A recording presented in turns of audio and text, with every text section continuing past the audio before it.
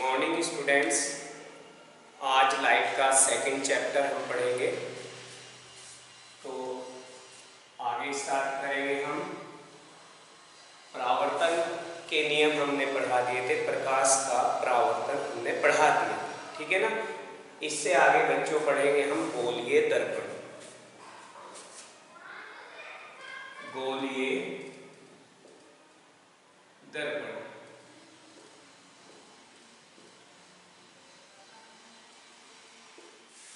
गोलीय दर्पण spherical mirror, है ना, स्फेरिकल मिरर। तो गोलीय दर्पण क्या होता है?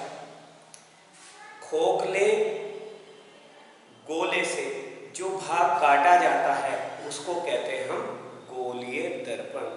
समझे नहीं? तो खोखले गोले से काट कर बनाए गए दर्पण को गोलीय दर्पण कहते हैं।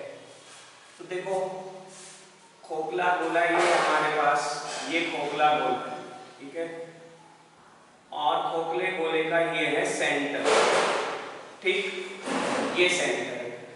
अब इसमें कोई भी कहीं से एक पार्ट कट कर देते हैं। ये पार्ट हमने कट कर दिया। ये पार्ट जो कट किया, इस पर एक साइड में पॉलिश कर दी जाए, ठीक है, और एक साइड में परावर्तक पृष्ठ रखे हो, तो हम इसको कहेंगे मिरर दर्पण। यानी कि अगर हम इस भाग पे पॉलिश कर देते हैं तो ये दर्पण हमारा कहलाता है उत्तल दर्पण। उत्तल दर्पण। तो प्यारे बच्चों, उत्तल दर्पण क्या होता है? वह दर्पण जिसमें परावर्तक तल बाहरी पृष्ठ से होता है, वो क्या कहलाता है? उत्तल दर्पण कहलाता है, ठीक है। जिसमें परावर्तन बाहरी पृष्ठ से होता है, क्या कहलाता है? उत्तल दर्पण कहलाता है। फिर परिभाषा समझ लो, वह दर्पण जिसमें परावर्तन दर्पण के बाहरी पृष्ठ से होता है, क्या कहलाता है? उत्तल दर्पण कहलाता है, ठीक। और अगर बच्चों पॉलिश हम बाहर की तरफ कर दें, यहां से कट कर, और पॉलिश हम कर देते हैं बाहरी पृष्ठ पर, तो ऐसे दर्पण को हम कहेंगे अवतल दर्पण। ऐसे दर्पण को क्या कहेंगे? अवतल दर्पण। अवतल दर्पण कहेंगे, कॉनकेव मिरर कहेंगे, और उत्तल दर्पण को कॉन्वेक्स मिरर इंग्लिश में बोलते। तो वह दर्पण, अवतल दर्पण क्या है? वह दर्पण जिसमें परावर्तन आंतरिक पृष्ठ से होता है, अवतल दर्पण कहलाता है। तो दो परिभाषाएं हमें यहाँ से प्राप्त हो गई, एक उत्तल दर्पण की, एक अवतल दर्पण की। फिर रिपीट कर देता हूं मैं। गोलीय दर्पण वह दर्पण जो कांच के खोखले गोले से काटकर बनाते हैं, गोलीय दर्पण कहलाता है, ठीक है। वह दर्पण जो कांच के खोखले गोले को काटकर बनाया जाता है, क्या कहलाता है? गोलीय दर्पण कहलाता है, ठीक है। और गोलीय दर्पण कितने प्रकार के होते हैं? दो। तो खोखला गोला लिया, उसका सेंटर ये लिया हमने, ठीक है। सेंटर से और परिधि को अगर मिला दे तो ये कहलाती है इसकी त्रिज्या गोले की, ठीक है। और सी गोले का यहाँ पे केंद्र है, ठीक। तो गोलीय दर्पण दो प्रकार के होते हैं। पहला उत्तल दर्पण, वह दर्पण जिसमें परावर्तन दर्पण के बाहरी पृष्ठ द्वारा होता है, उत्तल दर्पण कहलाता है, ठीक है। दूसरा दर्पण है अवतल दर्पण, वह दर्पण जिसमें परावर्तन दर्पण के आंतरिक पृष्ठ से होता है, अवतल दर्पण कहलाता है, ठीक है। तो दोनों हमने पढ़ लिए। फिर इसके कुछ इंपॉर्टेंट बिंदु हैं, जैसे वक्रता केंद्र है ना, पोल है ना। तो में कहते हैं ध्रुव, है ना। तो ध्रुव, तो जो दर्पण आपने काट लिया उस दर्पण का जो मध्य बिंदु होता है बच्चों वो कहलाता है ध्रुव, दर्पण का ध्रुव, है ना। जो दर्पण आपने काटा उसका मध्य बिंदु क्या कहलाता है, दर्पण का ध्रुव कहलाता है। तो दर्पण के बारे में यानी कि महत्वपूर्ण बिंदु को परिभाषाएं, तो कुछ छोटी छोटी परिभाषाएं को ध्यान रखनी है। जैसे ध्रुव, ध्रुव को P से प्रदर्शित करते हैं। तो अगर हम एक अवतल दर्पण बनाएं तो अवतल दर्पण का या उत्तल दर्पण का जो बच्चों मध्य बिंदु होता है इसको P से प्रदर्शित करते हैं। तो इसी को हम कहते हैं ध्रुव। क्या कहते हैं, ध्रुव। तो दर्पण का मध्य बिंदु ध्रुव कहलाता है। क्या, दर्पण का मध्य बिंदु, मध्य बिंदु ध्रुव कहलाता है, ध्रुव कहलाता है, कहलाता है। ठीक है।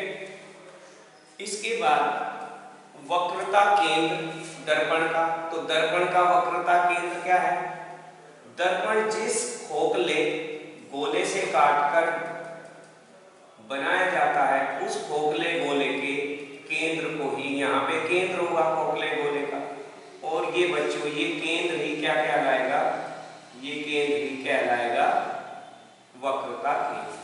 तो वक्रता केंद्र लिख लो अपनी कॉपी में। ठीक है, दर्पण का वक्रता केंद्र, उसको किससे प्रदर्शित करेंगे, वक्रता केंद्र को हम C से, वक्रता केंद्र C से हम प्रदर्शित करेंगे वक्रता केंद्र को। ये ध्रुव है ना। तो परिभाषा क्या होगी, सुन लो ध्यान से। जिस कांच के खोखले गोले से दर्पण काटा जाता है उसके केंद्र को वक्रता केंद्र कहते हैं। ठीक है, जैसे यहाँ पे C है ना, तो C को वक्रता केंद्र कहेंगे। किसको, C को क्या कहेंगे, वक्रता केंद्र कहेंगे, वक्रता केंद्र। ठीक है, ये परिभाषा। इसके बाद वक्रता केंद्र है ना और ध्रुव, ये ध्रुव दोनों के मध्य दूरी को वक्रता त्रिज्या कहते हैं। क्या कहते हैं, वक्रता त्रिज्या कहते हैं। ठीक है, किस किस को वक्रता त्रिज्या, ध्रुव तथा वक्रता केंद्र के मध्य की दूरी को वक्रता त्रिज्या कहते हैं। तो वक्रता त्रिज्या की परिभाषा लिखिए, वक्रता त्रिज्या, वक्रता त्रिज्या लिखिए। दर्पण के ध्रुव तथा उसके केंद्र, कौन सा केंद्र, वक्रता केंद्र, यानी कि दर्पण के ध्रुव तथा वक्रता केंद्र के मध्य दूरी को वक्रता त्रिज्या कहते हैं। ठीक है, और दर्पण की वक्रता त्रिज्या को हम R से प्रदर्शित करते हैं। किससे, R से प्रदर्शित करते हैं। ठीक है, अब प्यारे बच्चों एक होती है मुख्य अक्ष, मुख्य अक्ष। ये कुछ बिंदु है, ये आपको पता होने चाहिए दर्पण के बारे में। मुख्य अक्ष, तो मुख्य अक्ष किसे कहेंगे, मुख्य अक्ष किसको कहेंगे, मुख्य अक्ष, मुख्य अक्ष ये पूरी लाइन है जो ध्रुव और किसको मिला रही है, वक्रता केंद्र को। तो इस रेखा का नाम ही क्या है, मुख्य अक्ष है। इस रेखा का क्या नाम है, मुख्य अक्ष है, मुख्य अक्ष। यानी कि दर्पण के ध्रुव तथा वक्रता केंद्र को मिलाने वाली रेखा मुख्य अक्ष कहलाती है ना। दर्पण के ध्रुव तथा वक्रता केंद्र को मिलाने वाली रेखा दर्पण की मुख्य अक्ष कहलाती है। ठीक है, तो ये मुख्य अक्ष का भी हमें पता चल गया। ठीक है, वक्रता केंद्र हमने है ना, पढ़ लिया, और ध्रुव के बारे में भी हमने पढ़ लिया। इसके बाद मुख्य फोकस, है ना, क्या मुख्य फोकस की बात आती है, दर्पण का मुख्य फोकस। तो मुख्य फोकस को F से प्रदर्शित करते हैं बच्चों, किससे प्रदर्शित करते हैं, F से प्रदर्शित करते हैं। और जो मुख्य अक्ष क्या होता है, आपका ध्रुव तथा वक्रता केंद्र का मध्य बिंदु होता है। क्या, दर्पण के ध्रुव तथा वक्रता केंद्र के मध्य बिंदु को मुख्य फोकस कहते हैं। अब ये मुख्य फोकस का कार्य क्या होता है प्यारे बच्चों, है ना, एक्चुअल दर्पण में हम क्या देखते हैं, वस्तु का प्रतिबिंब देखा जाता है। दर्पण से क्या है, वस्तु का प्रतिबिंब देखा जाता है ना। आप सुबह सवेरे उठते हैं, ठीक है ना, और आप कॉम करते हैं, ठीक है, तो आप अपना प्रतिबिंब किस में देखते हैं, दर्पण में देख पाते हैं। तो आप हो गए वस्तु, और जो दर्पण के अंदर दिख रहा है वो दिख रहा है प्रतिबिंब। क्या दिख रहा है, प्रतिबिंब। तो अब दो बातों को हम आगे डिस्कस करने जा रहे हैं, वस्तु और प्रतिबिंब, ठीक है। तो थोड़ी सी बात मुख्य फोकस के बारे में और बताते। एक तो बात ये बताई कि जो मुख्य फोकस होता है वो दर्पण के ध्रुव और वक्रता केंद्र का मध्य बिंदु होता है, लेकिन एक्चुअल परिभाषा क्या होती है इसकी, है ना, वास्तविक जो परिभाषा है इसकी क्या होती है, जरा ये सुनो ध्यान से। तो ध्यान से समझेंगे कि अगर हमारा ये कौन सा मिरर है, ये हमारे पास कौन सा मिरर है, कॉनकेव मिरर है, यानी कि अवतल दर्पण है, और ये क्या है प्यारे बच्चों, ये है मुख्य अक्ष। ये क्या है, मुख्य अक्ष। और यहाँ क्या, ये सी क्या है, ये वक्रता केंद्र, ठीक है। तो वक्रता केंद्र, अगर वस्तु कहीं भी रखी हो यहाँ पर, यानी कि अगर समांतर किरणें गिरती है इसी दर्पण पे, तो ये समांतर किरणें मानी जाती है अनंताकर से आ रही। समांतर किरणें वस्तु कहाँ रखी है, अनंताकर रखी है। इसका मतलब ये, अगर कोई भी किरण समांतर आ रही है मुख्य अक्ष के, तो इसका मतलब वस्तु कहाँ रखी हुई है, अनंता पर, तो बहुत लंबी दूरी पर रखी हुई, ठीक है ना। तो यहाँ पर किरणें, जब ये परावर्तन होगा तो ये बिल्कुल इसके मध्य बिंदु पर फोकस हो जाएगी। मध्य बिंदु पर परावर्तन हो, गिरी और परावर्तन हो गया, ठीक है। इसी प्रकार से इधर से ये गिरी और परावर्तन हुआ, तो ये जिस बिंदु पे लगातार ये मिलती है हमेशा, चाहे कितनी भी समांतर किरणें आप डालें मुख्य अक्ष के मुख्य अक्ष के समांतर, दो या दो से ज्यादा, है ना, किरणें अगर हम आपतित कराते हैं दर्पण, तो वो हमेशा किस पर मिलती है, जिस बिंदु पर मिलती है उस बिंदु को ही हम क्या कहते हैं, उस बिंदु को ही हम आपका मुख्य फोकस कहते हैं, ठीक है। तो किरणें कहाँ से आती हैं, हमेशा वस्तु से, उन किरणों को कहते हैं आपतित किरणें, ठीक है। फिर वो परावर्तित होती है टकरा के दर्पण पे। जो परावर्तित किरणें आपस में प्रतिच्छेद करती है, एक दूसरे को काटती है, वहां प्रतिबिंब बनता है। क्या बनता है वहां पे, प्रतिबिंब। तो ये ध्यान रखें हमेशा कि परावर्तन के बाद जो परावर्तित किरणें होती है वो आपस में प्रतिच्छेद करती है, और जिस बिंदु पर वो प्रतिच्छेद करती है या प्रतिच्छेद करती हुई प्रतीत होती है, ऐसे बिंदु को कहा जाता है प्रतिबिंब। क्या कहा जाता है, तो कहाँ पर ये परावर्तित किरणें हैं, ये परावर्तित किरणें दोनों किस बिंदु पे काटती, F, तो F बिंदु ही इसका क्या कहलाता है, आपका प्रतिबिंब बिंदु कहलाता है। तो दूसरी परिभाषा कॉपी में आप नोट कर लो, है ना, मुख्य फोकस, है ना, क्या होता है। मुख्य फोकस की परिभाषा बता रहा हूँ, रियल में मुख्य फोकस की परिभाषा क्या होती है, लिख लो जरा कॉपी में, है ना।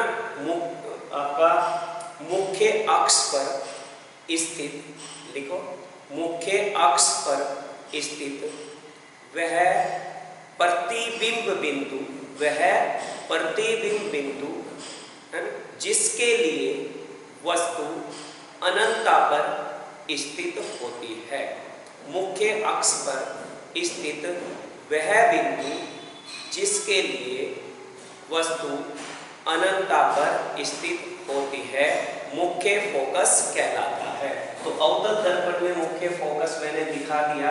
और प्यारे बच्चों, मुख्य आपका जो ध्रुव होता है, मुख्य फोकस होता है, ध्रुव और मुख्य फोकस है ना, ध्रुव तथा मुख्य फोकस के मध्य की दूरी को फोकस दूरी कहते हैं। क्या कहते हैं? फोकस दूरी। अगर इसी को हम किसमें दिखाएं, इसी को हम अवतल दर्पण में दिखाएं, तो अवतल दर्पण में हमारा C इस साइड में होगा, ये C कहीं ये होगा, ये अवतल दर्पण होगा, और ये होगी हमारी मुख्य अक्ष जो P और किसको जोड़ती है, P और C को जोड़ती है जो रेखा, उसको कहते हैं मुख्य अक्ष। यहाँ पे मुख्य अक्ष ये हो गए, ये मुख्य अक्ष है, मुख्य अक्ष, ठीक है। यहाँ पर ये, तो इसके समांतर जो किरणें पड़ेगी वो परावर्तित होगी इस तरीके से, और इसी तरीके से यहाँ समांतर किरण पड़ी, ये परावर्तित। तो प्यारे बच्चों देखो, यहाँ पर ये आपतित किरण थी, ये परावर्तित, ये आपतित किरण। तो परावर्तित किरण अगर वास्तव में मिलती हुई दिखाई देती है वास्तव में, तो प्रतिबिंब बनता है आपका वास्तविक प्रतिबिंब, रियल इमेज बनेगी, वास्तविक प्रतिबिंब, रियल इमेज। अगर एक्चुअली में वो आपस में टकरा जाती है, यानी कि परावर्तित किरणों के मध्य दूरी लगातार कम होते होते होते क्या हो जाती है, आपस में मिल जाती है, तो वो प्रतिबिंब कहलाता है वास्तविक प्रतिबिंब। और बच्चों, वास्तविक प्रतिबिंब हमेशा उल्टे बनते हैं, ये याद रखना, वास्तविक प्रतिबिंब हमेशा उल्टे बनते हैं। यहाँ पर देखो, ये परावर्तित किरण है, ये परावर्तित किरण है, ये परावर्तित किरण जा रही है आगे, कभी मिलने वाली नहीं है। तो जो परावर्तित किरणों के बीच गैप होता चले जाता है, नेवर मीट, कभी नहीं मिलती, उनको हम पीछे की तरफ डॉटेड लाइन से मिलाते हैं। और डॉटेड लाइन से मिलाने का मतलब यही हमारा फोकस कहलाता है, यही हमारा क्या कहलाता है, फोकस। तो उत्तल दर्पण में जो मुख्य फोकस होता है वो राइट साइड पर होता है, और अवतल दर्पण में जो मुख्य फोकस होता है वो लेफ्ट साइड में होता है, ये ध्यान रखना। और मैंने ये बताया, चाहे दर्पण कोई भी हो, है ना, ध्रुव और मुख्य फोकस के मध्य दूरी को फोकस दूरी कहते हैं, और इसको छोटे f से प्रदर्शित करते हैं। किससे? छोटे f से प्रदर्शित करते हैं। तो पांचवी परिभाषा आप किसकी दे सकते हैं, फोकस दूरी, किसकी, फोकस दूरी। और फोकस दूरी को छोटे f से प्रदर्शित करते हैं, और मुख्य फोकस को बड़े f से प्रदर्शित करते हैं। तो लिख लो फोकस दूरी की परिभाषा, प्यारे बच्चों, है ना, दर्पण के ध्रुव, दर्पण के ध्रुव, है ना, ये P क्या है, दर्पण का ध्रुव है ना, दर्पण के ध्रुव तथा मुख्य फोकस के मध्य दूरी को फोकस दूरी कहते हैं। तो फोकस दूरी F बराबर PF, कितना होगी, PF, है ना, और इसका मात्रक मीटर या सेंटीमीटर होता है। और जो ये PF होती है, ये पूरी PC की आधी होती है बच्चों, किसकी, PC की आधी होती है। तो F इक्वल टू PC क्या है, आपका वक्रता त्रिज्या, है ना, वक्रता त्रिज्या की आधी होती है। तो फोकस दूरी बराबर वक्रता त्रिज्या बटे 2। एक सूत्र आपको पता चल गया, अगर किसी दर्पण की वक्रता त्रिज्या 20 सेंटीमीटर है तो उसकी फोकस दूरी 10 सेंटीमीटर होगी, ठीक है। Thank you. तो ये बेसिक सी बातें हैं, ये अच्छे से आप पढ़ो, इनको कॉपी पे नोट करो, याद करो, कॉन्सेप्ट को समझने की कोशिश करो, क्योंकि यही चैप्टर आपके 12th क्लास में भी आएंगे आगे। तो बेस यहीं से आपको बना के चलना है, समझे नहीं? तो नोट्स को अच्छे तरीके से अपनी कॉपी में मेंटेन करो, उनको समझो, याद करो, ठीक है। Okay, thank you.